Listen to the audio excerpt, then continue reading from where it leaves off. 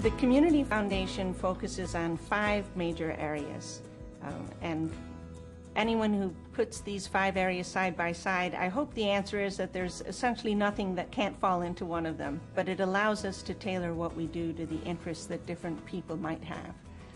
Arts and culture is a major area of focus. Through the Arts Everywhere initiative, we've launched a beautiful website that provides a single window onto everything this community does in arts and culture. We have launched the Arts Everywhere magazine that showcases all of our local talent. It's 100% local content. It's our artists, our students, our teachers, our singers, our actors. It's all us, and it's beautiful. Arts and culture in a community set a standard for that community. They bring vitality and energy, creativity, and I believe that we have a really flourishing art scene here. But again, as so often is the case, you have people working on something here and other things over here. The Arts Everywhere initiative has helped to focus our arts initiatives to bring people together. And I felt, as mayor of the city, that it was important for the city to be supportive of this. Another area that is absolutely central to the Community Foundation's concern is youth and education. No matter what social issue you care about, all roads come back to education. I don't know of anything more important to the health of a community than the education of its individuals. If we don't have an educated populace, it's hard to have a healthy, economic or socially healthy community. So I think that the foundation recognizes the challenges that are a part of education, and through its ability to secure resources, has been very instrumental, particularly in early childhood education, because it's the beginning that is so very, very critical. And so we have focused tremendously on starting at the earliest ages, and we want to keep coloring in that picture as we go forward with more resources so that we can grab onto that little 1-year-old and not let go until that college diploma gets placed in their hands. We also care about community and economic development. So we care about neighborhoods. That's the lifeblood of any community. People don't think of economic development as a charitable cause, but it absolutely is, because if you're not fueling the economy of your community, what jobs are people going to get? How are they going to put food on their table? Well, the African American Community Fund was a first, I think, of its kind, certainly in Indiana, and I think in many ways nationally, in the sense that African American families in the community, at the suggestion and conversation and encouragement with Rose Meisner, talked about beginning a fund as a part of the foundation that would enable us to support programs and activities that would enhance life for the African American community, which in turn enhances life for the entire community.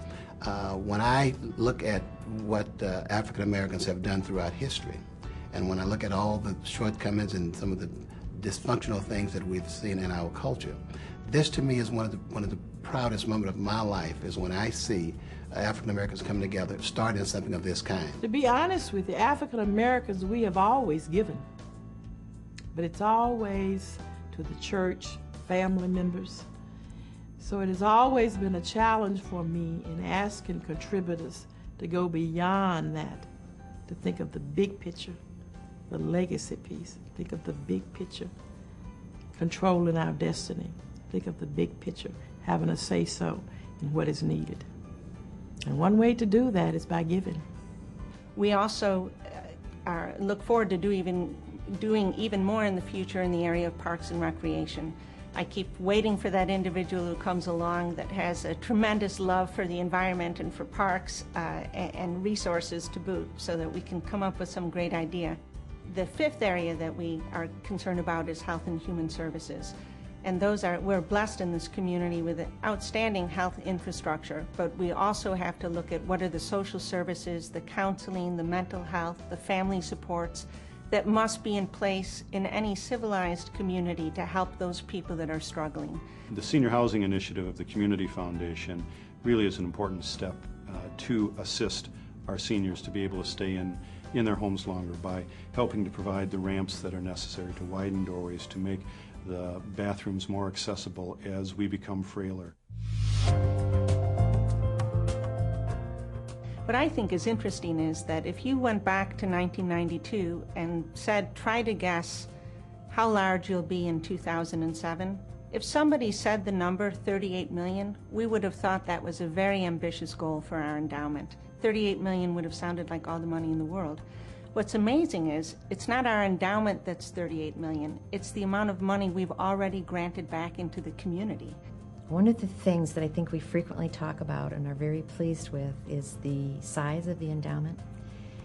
But the size of the endowment doesn't mean a whole lot if you aren't very skillful at spending and applying and deciding what to do with that money. And I think perhaps one of the things about developing those processes over time is you also develop some real good ways of discerning what is the most compelling need and what is the most sustainable way to address some of those needs. I think in the last several years we have become even more of a voice in the community and more of a source of activism in the community in a good way, where there isn't a contentment to kind of rest on laurels and to say, well, we have resources and we can just, dole those resources out, but to say, how can this best help the community as it moves forward?